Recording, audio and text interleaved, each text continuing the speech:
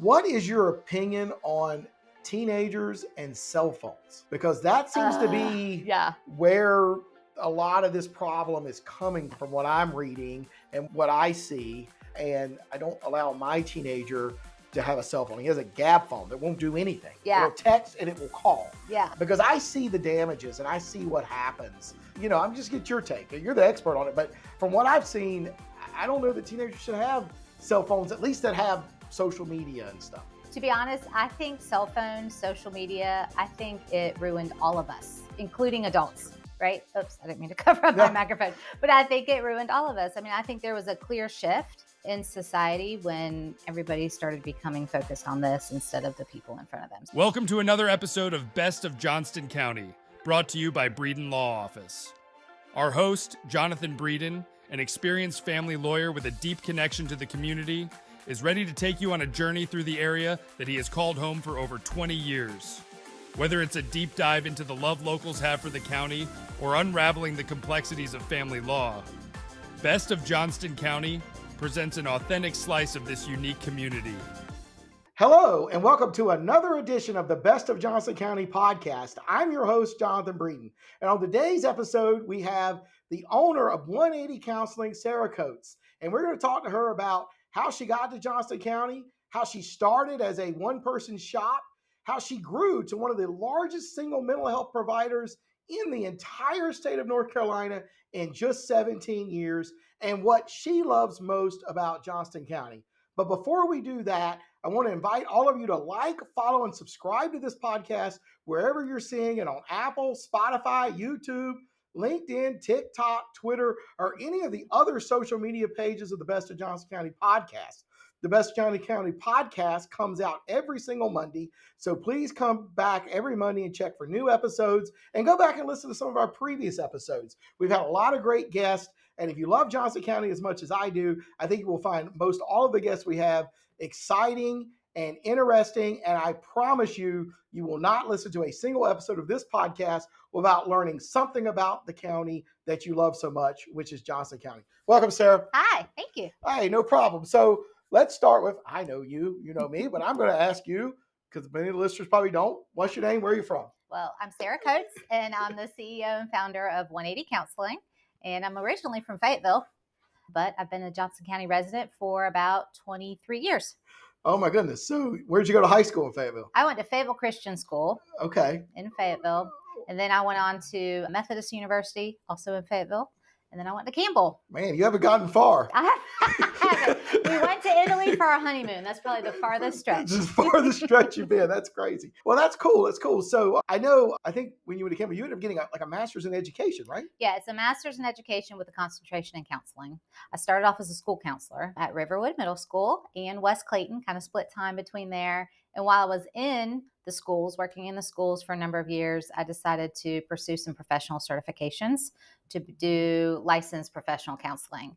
And that's when I kind of shifted gears and left the school system and started my own practice. Oh, okay. So I don't know, all the different, you got a bunch of letters beside your name. What are those letters? Well, I have a master's in education with a concentration in counseling. And currently I'm a licensed clinical mental health counselor. Okay, that's what the state of North Carolina. Yes. Are you actually providing any mental health treatment now? I mean, I know you have 50 providers probably, but we have almost 100 actually. Almost 100 give or providers. take a few. Maybe I think we're sitting around 95 right now. I see a few clients a week. I still carry a small caseload. I still like to have my feet in the water in the mental health treatment world, not just running this big practice. Oh, cool. I didn't know that. Yeah. I figured with all these employees, you probably wouldn't have time to actually provide counseling now. Yeah. Well, and the thing about therapy is once you establish relationship with a therapist and you really like them and they know you, they don't want to change, right? And so I have some that I've seen for years, and do we meet weekly? No, but maybe once a month or every couple of weeks just to check in, make sure everybody's good. So. Oh, that's cool. That's cool. So you started 180 like 2007? Yep. 2000, it was around 2007, right? That's correct. Okay, and you were in an office here on Professional Court, right next to me. Breeden Law Office is on Professional Court. I was small. You were on professional court. You were small, like a little incubator here, Yeah. right behind the food line at 4042. Yep. I think I had 1,000 square feet. You had 700 square feet. In fact, I think it was 650 to be exact.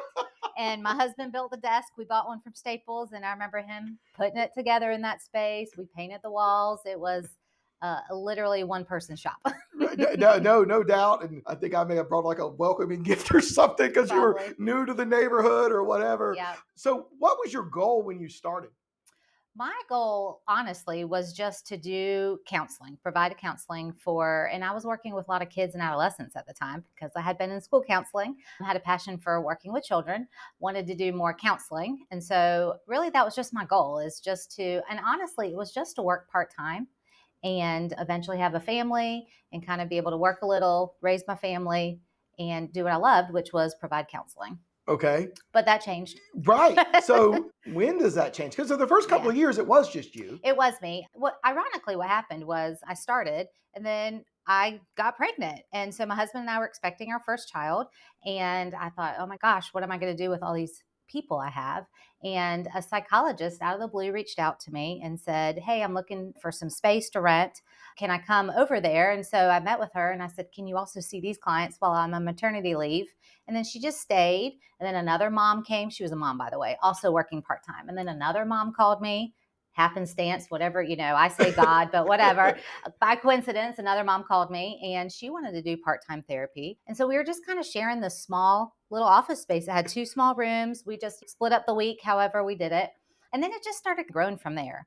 And in about 2011, my husband, who had worked for his dad and uncle for a long time, they closed their business and he was out of a job. And I said to my husband, we've got these 2 toddlers at home. I can really work and go after it while you find another job.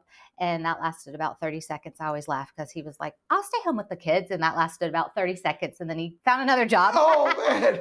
But by that point, we had grown out of that small space and we moved into another location just around the corner up on Commerce Drive. And so about that time, 2011, we had about 12 providers in a much larger space. And 180 just started growing from there. Man, that's hard to believe. I know Commerce Drive is, for those listening, is the road that goes between what is now the Dunkin' Donuts and the closed gas station that goes back by the Sleep Inn. And you go back there and you have the car wash. That's right. April Stevens' office is back there now. There used to be a dry cleaners. There was a church. At one point, it was a state employees credit union on Commerce Drive when you were there. That's right. And then it ends right up there at Cleveland School Road behind the CVS. Yeah. And the funny thing is you and I both looked at that same space you went into about the same time. And I didn't pull the trigger because I didn't think I needed quite that much space. We were all written from Joe Sample. Joe Sample's a business guy, and he was. It costs an arm and a leg. Right. He's always wheeling and dealing. And anyway, so you end up going in that space, which turned out to be great. So you still had to make a decision at some point that you were just going to keep adding providers. Yeah. I mean, I know initially it was like, oh, there's a friend, somebody wants part-time, but it became a structured plan. When did it become a structured plan? I'd say about 2010. It became more of a plan. And then in 11, all the shifting happened. We moved into that location. When it became structured plan was when I recognized there are so many clients seeking out mental health services around here. There's not many providers. And how am I going to meet that need? And so clients calling in, this provider's full, better hire another provider to meet those, the high volume of calls that was coming in. And that's really how I've just kept growing the practice. And now we have 6 locations of 95-ish number of providers, and we offer in-person and telehealth visits. So when you go to add a provider, do you interview them? Yes, I still do that. You still do that? Okay. Yes, and I'm not letting that here go. Too. I'm pretty passionate about that. I want to know the people that are representing my brand, right? And so could I have my director or my director of culture or my director of operations hire? Perhaps I could, but I still want to have that one-on-one contact with these providers that are, I don't know, I guess it's just that personal touch. I want to know who we're putting under our umbrella to serve these clients that are in a very vulnerable state when they reach out to us. So when did you, at some point you end up on Shipwash Drive, where you still are today. That's one of the locations, which is right off of Old Drugstore. Yeah. Still right here at 4042, which is now about to be 4036, or is it 4039? They're changing 42 here. It's not going to be 42 The exit anymore. number? No, the road number is not going to be 42 Oh, I anymore. didn't know that. I think it's going to be 39 Oh, wow. or 36. Anyway. We'll forever call it 4042. Right, I'm going to forever call it 4042. The Highway 70 bypass, which is becoming Interstate 42. So they have to change 42 from Highway 50 to Clayton. It might be 36. Anyway, it's going to be 36 or 39. We talked about it with Bush Lauder on a previous episode of the Best Johnston County Podcast. And that happening is going to be in February of 25. Oh, wow. I learned something new today. That's right. Yeah. So anyway, but to me, it's always going to be 42. So when did you get a location? I know you have 6 or 7 locations now, but when was the first location that wasn't your primary area right here at 4042? Yes. So we opened a Cary location, I think it was in 2014. Opened that location in 2015. I have what I call the mass exodus. I had about 12 providers, maybe 14 providers. And literally like within 2 or 3 month time span, half of them left.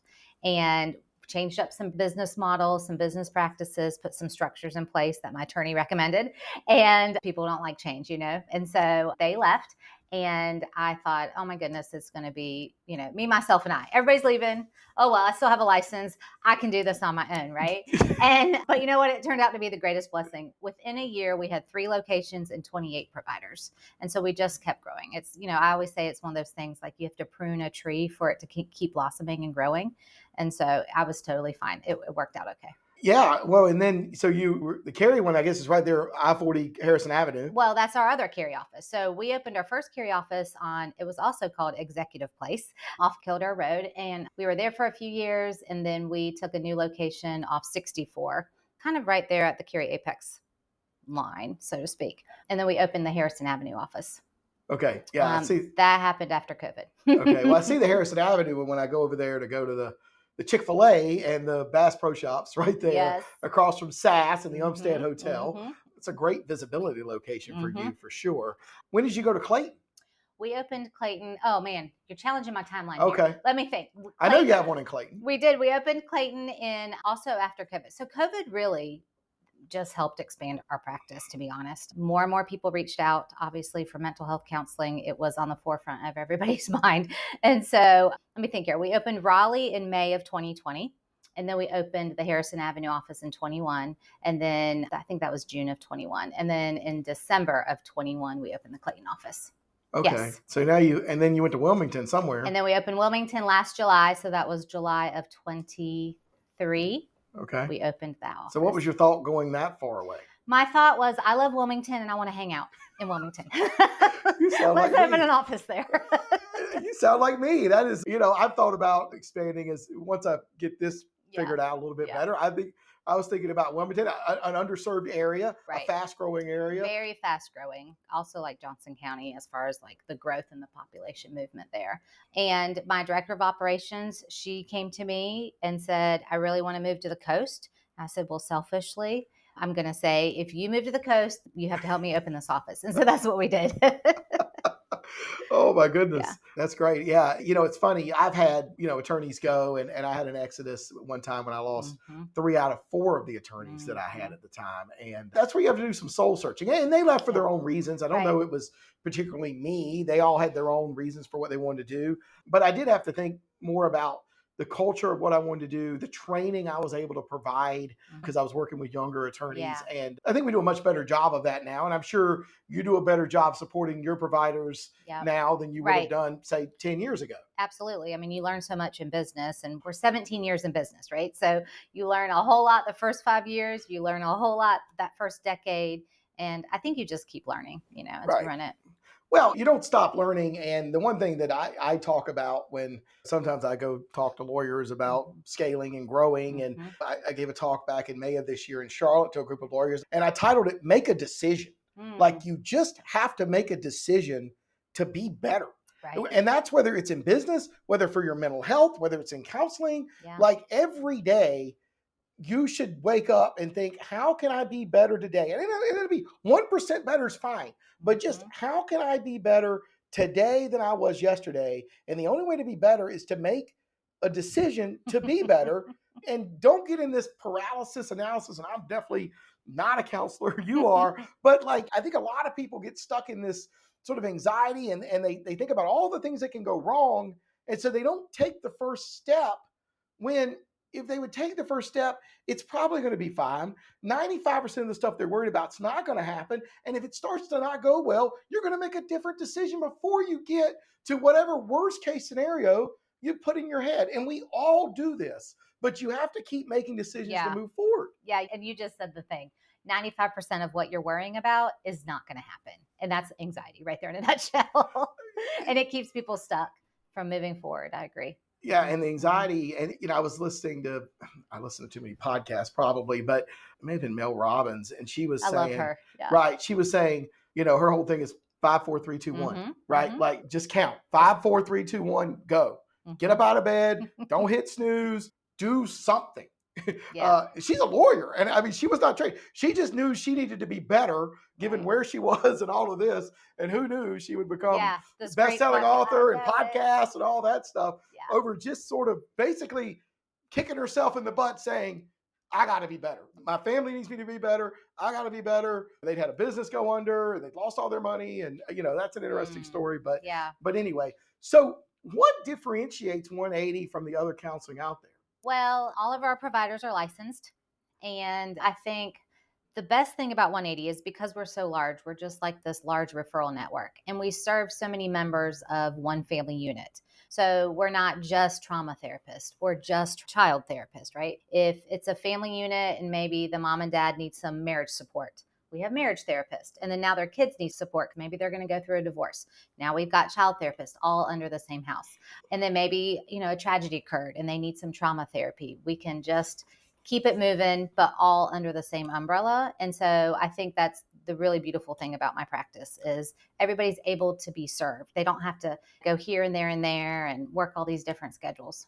So how do you deal with the conflicts and the records in a scenario like that? Well, we have an EHR platform. So most mental health practices now have electronic record keeping. And, of course, there's HIPAA and there's releases of information. You always have to get client permission to share and connect with the other colleagues to talk about cases. So, we just handle that obviously very professionally and ethically and, with HIPAA in mind at all times. Yeah. Well, I mean, we've sent so many of our clients over there. I mean, I don't know that a week goes by that we don't, refer somebody over there. Right. And now there's, Better Health is out there as well, which is sort of their online thing. And it's a little more affordable, but it's out there and they've got some good providers as well. I'm sure they do. I think a lot of us in the field, I think places like BetterHelp are difficult because those providers come and go very easily. I hear these horror stories, especially with medication providers. They have a psychiatry appointment, and then next month when they need that refill, that psychiatrist isn't available anymore because they've moved on to something else. So I do think that consumers need to be very cautious about these online big tech mega platforms for mental health. I still believe that finding someone locally, and even with telehealth, you can find someone in the state, but there's still like a local person that can provide that service. Right. Well, and I know the reimbursements for those providers is not very good. Yeah, those big conglomerates take a lot of advantage of those providers, and that's why they turn over so much. So a lot of people new in the field, they'll join like BetterHelp, they'll get a quick paycheck, right? Get their feet wet, get something going, and then move into an established practice or start their own solo practice where they can make a good living. And so that's why there's so much turnover with those kind of BetterHelp, Talkspace, all those things. Right. I don't disagree. I know the reimbursement rate is not very high for them, but I don't know, even with all of your growth, I'm not convinced we have enough providers in Johnston County. I would say that's probably true, especially with the growth boom. We also, I think in Johnston County have a variety of socioeconomic status, right? So there's all these levels of people who need different types of insurances or are not able to get insurance through their employer. So they have to get through the exchange, or maybe they're on Medicaid, or maybe they don't have insurance at all. That I think is a challenge. 180 tries to rise to that challenge, although we only take private healthcare insurance, like through employer systems, Blue Cross, Aetna, United, those kinds of things. We have a really strong internship program. And so we developed that years ago where we have these graduate students who are under supervision of licensed providers in our practices, and they are able to serve underinsured or non-insured individuals. They're getting their graduate hours in counseling. They're supervised by a licensed provider, and then they're able to provide the service to those clients that, have needs that they wouldn't otherwise be able to get. Well, that's great. That's great. I knew at one point you had a couple of providers that took Medicaid. I guess, I don't know if you're still doing that. We stopped taking Medicaid in, I think, 2015. 2015 was a very pivotal turning point in my company. Providers left. We changed some insurance contracts. We moved. That's when we moved to the Shipwash location. We expanded. And again, back to my pruning mentality. Sometimes you got to let some things go to keep growing. Well, that's cool. Well, I'm glad that you're able to provide, because a lot of people cannot afford these services, and the reimbursement rate for providers on private health insurance is not good. Yeah, it's not. I wish that would change. Right. I wish that providers would be reimbursed at a much higher rate than they are. For what we're paying for health insurance, they could do a whole lot better. And if you had more people getting mental health care, you'd save so much money out of hospitals and all this stuff. And I don't understand why the insurance company continues to undervalue mental health and not pay the providers what they're worth. It makes no sense to me. Yeah, I think some insurance companies have made some good strides in that area. Some of our reimbursements are pretty okay. But I agree. Some of them are terrible. And then people don't want to take that insurance. And so then that's a disservice to all those consumers that have that insurance. It's a racket. Have family law questions? Need guidance to navigate legal challenges? The compassionate team at Breeden Law Office is here to help. Visit us at www.breedenfirm.com for practical advice, resources, or to book a consultation. Remember, when life gets messy, you don't have to face it alone. So what are some of the most common things y'all are working with? You've got thousands of clients. You treat every kind of thing there is: anxiety, grief, ADHD, substance abuse. But what are the most common things that you're seeing in your office? Surely anxiety. I think especially since 2020 and the pandemic and all the fallout from that, still lots of teenage mental health issues happening.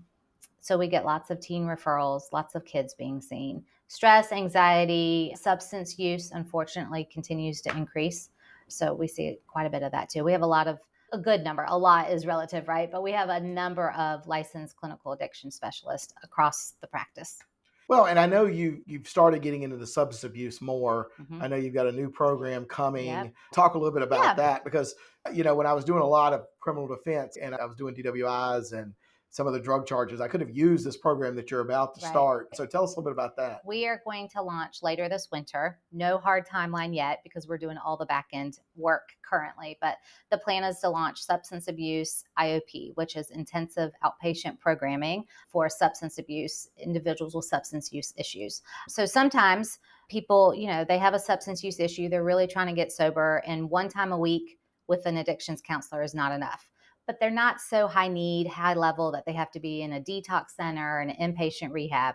They're that middle catch-all. And a lot of times those people fall through the cracks. And so what Johnston County doesn't have a lot of, I think there might be one in Smithfield, but what Johnston County desperately needs is a substance abuse IOP. And so we are meeting that need and planning to launch that in the Clayton office. Yeah. And so when you're in that program, I don't know if it's changed much since while I worked with it, but you would go 3 or 4 days a week for 3 hours. Exactly. It's 3 times a week for 3 hours. 3 times a week for 3 hours, right? And usually like Monday, Wednesday, Friday. And it's a group setting, usually 10 to 12 participants in that track. And they are meeting 3 times a week for a number of hours, learning all sorts of ways to cope and stay sober. And often being tested. Yes, when they come in, they have to come be tested. Mm-hmm. Yeah, that's tremendous. Yeah. We definitely need that. And we're going to eventually be able to, when it launches, we won't be able to take insurance right away because that's the second step. You have to get approved by the state, start your program, and then go to the insurances and get approved through insurance. But at some point, the goal is to be able to take all these insurances. People can be able to afford it. Right. And so is that going to be at the Garner location? Clayton. We're launching Clayton. It's going to be the We're Clayton launching location. it out of Clayton. My hope and goal is that it grows so big that we have to get a second location in Clayton to be able to just do our IOP programming. So that's my goal. So maybe next year you'll hear about that. Okay. Well, that would be great. I mean, Yeah. we definitely need that.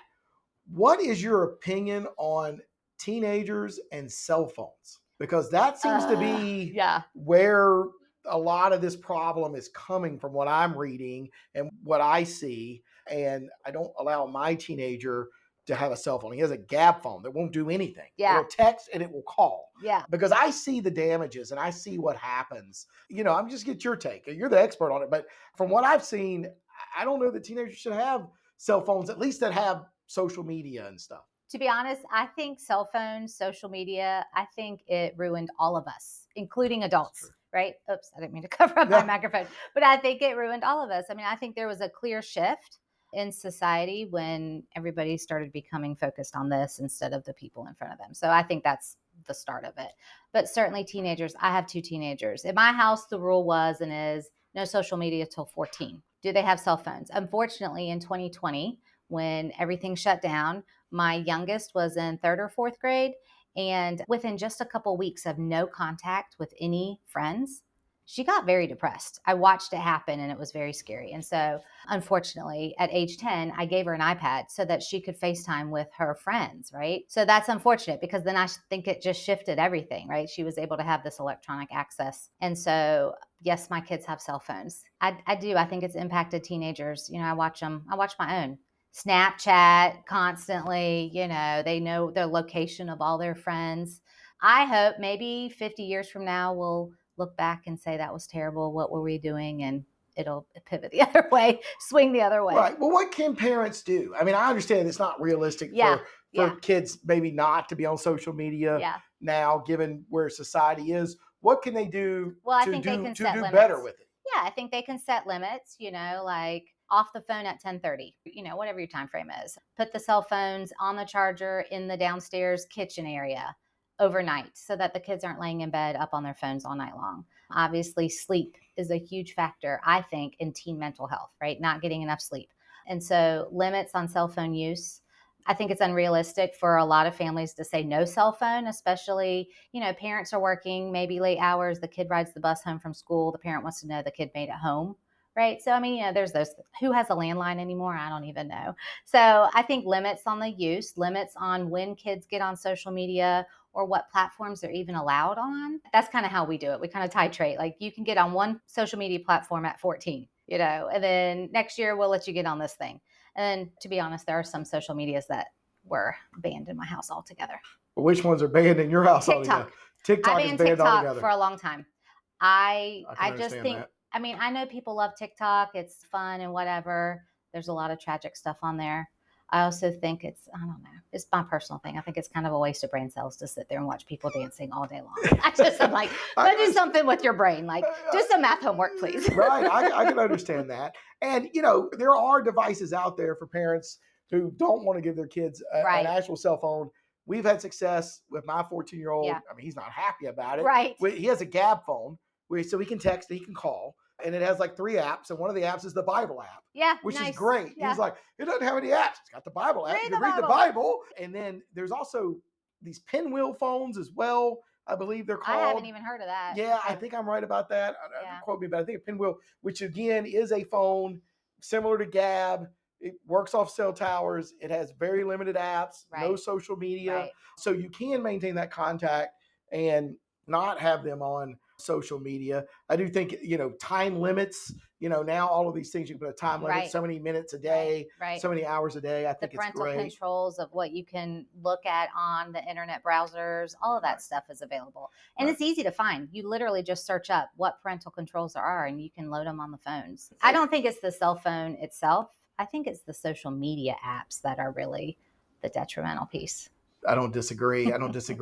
My wife, my daughter, both kids have iPads so they can watch YouTube Kids and, watch kids play video games and stuff like that. But like you can fix it to where on the iPad, there's no Safari. Right. So they can't get anywhere other than the apps that you put on the iPad. I don't think parents realize that, but you can literally, so on my daughter's iPad, she's 12, there is no Safari. So she can only go to these few apps that we know are there, none of which are social media apps, to watch shows or whatever. But I mean, I think that's important too. I don't know if parents are aware of that, but you can fix it where they don't have a Safari. They don't have a way to go anywhere other than the apps that you approve. I also think it's important for parents to know this. Your kids are smarter than you are when it comes to social media. It's so true. Like I'll put my kids on restriction for something and I find out they have found a back door and they know these backdoor tricks. And so I think a parent is delusional if they think they're 100% perfect locking it down. I'm sorry, they just are. They're smarter than we are when it comes to this technology. Well, and you could put, at least in your house, you could put in a Disney Circle, which will limit certain websites, Right. all, in the house that you can only go to, Yeah. and can keep them away from some adult sites you may not want them on. So, I think parents have to take a proactive thing and know their child, educate themselves about how these apps work, be looking at them, see what's being posted, see what your child's being texting. I think that's the key too, right? Monitoring your kid's phone.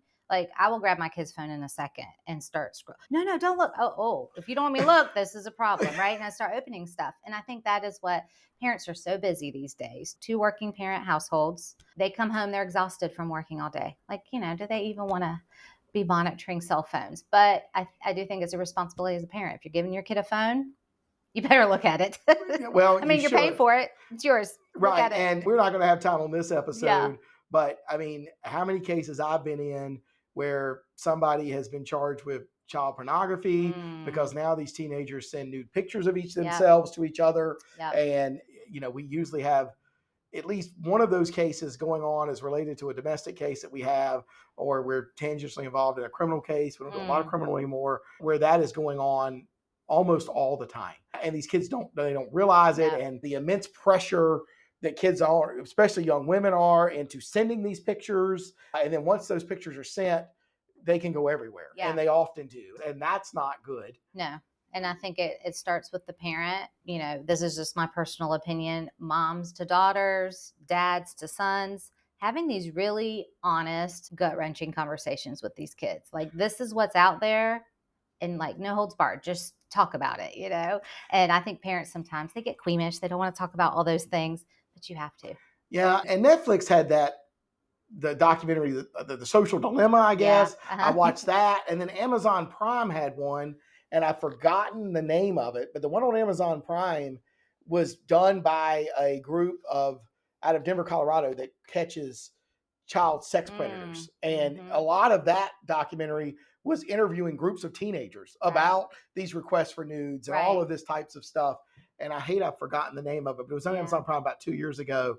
And maybe the Childhood Dilemma or something, but it was really good, and gave some insight. And maybe the Social Dilemma, the one on Netflix, may still be out there. I don't really watch Netflix, but there is information out there, and so I think parents should educate themselves, because I'm not surprised that you said, I said, what do you see more of?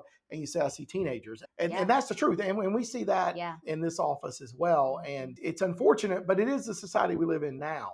And it's hard for parents. It's hard to be a parent. It's always been hard to be a parent, but it's particularly hard to be a parent now, because the one thing I learned by watching those 2 shows was, you go to school and the bully's on the bus, you get off the bus, the bully's at his house. That's exactly right. Now the bully's in the child's hand 24/7. I agree. And this is why I think kids' mental health is impacted even greater so than ever. And that's why we see so many kids. And we were talking about this a minute ago. Maybe Johnston County is lacking some providers. What we're lacking statewide is child and teen mental health providers.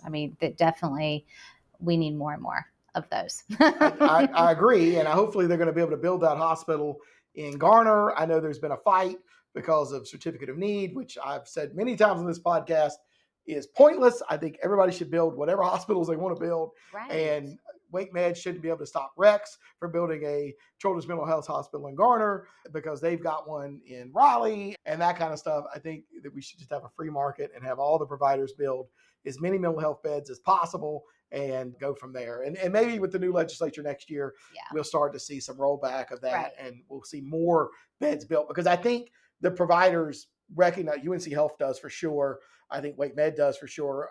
They recognize that this is a need, but then they spend all this time fighting with each other about who's going to build it, where they're going to build it. And that's my territory, which is completely opposite of the free market. Right. And that's why I don't think we have enough beds. Right. Well, and the rate Johnston County is growing. People that live in Johnston County should be able to get their medical and mental health needs met in Johnston County. They shouldn't have to drive to Raleigh, 30 minutes in traffic at the end of the day, whatever the deal is. Right. And so I agree. Let's just keep expanding here.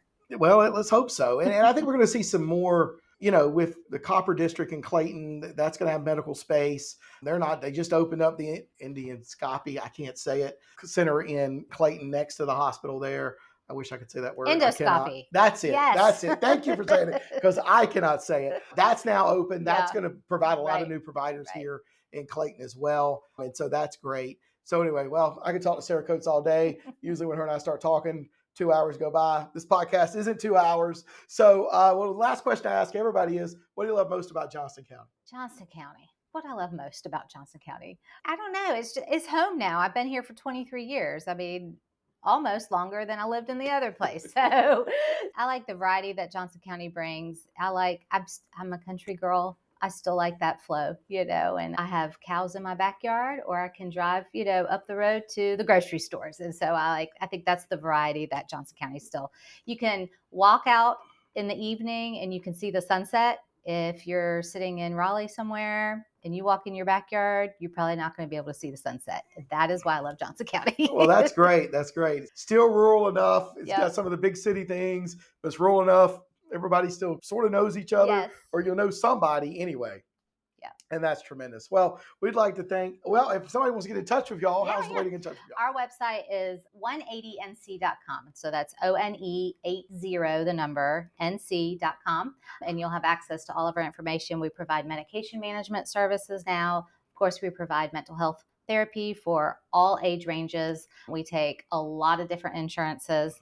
And we also do some testing, bariatric testing, psychological evaluations, ADHD testing. And then later, hopefully this winter, out of Johnston County, we'll be launching the IOP programming. Well, I'm so glad that it has grown to what it is and you have all these services, because somebody needed to do it. And I'm glad it's our local resident that's done it, that cares about this community and wants to do it the right way. I've always said that. I've told you that. I'm going to tell everybody on this podcast. It is tremendous that it's there. Every provider I've dealt with over there in the last 17 years has done their absolute best. They didn't always see it my client's way, but they've always done it best, and they've had their clients, particularly the children's best interests at heart. And that's what ultimately matters. It's why I choose to do family law, to help children. It's why you help a lot of children. There's nothing you can do better than help children in this world. For sure. They're the next generation, right? That's it. That's the legacy. And they didn't ask for any of this either. So anyway, and we'll probably have to have Sarah back on, because I didn't even get into personality disorders and different psychological disorders. We'll definitely have her back on maybe in a few months, and we'll talk about those, because I think that would be fascinating, and I think you would find that insightful too. So anyway, please like, subscribe, or follow. Leave us a review if you like this podcast. Share it with your friends or family members. Tag us on your Instagram stories, the Best of Johnston County Podcast. That's how we'll grow this podcast, so more people will become aware of it, and they'll learn more about why you and us love Johnston County. Until next time, I'm your host, Jonathan Breeden. That's the end of today's episode of Best of Johnston County, a show brought to you by the trusted team at Breeden Law Office. We thank you for joining us today, and we look forward to sharing more interesting facets of this community next week. Every story, every viewpoint adds another thread to the rich tapestry of Johnston County. If the legal aspects highlighted raise some questions, help is just around the corner at www.breedenfirm.com.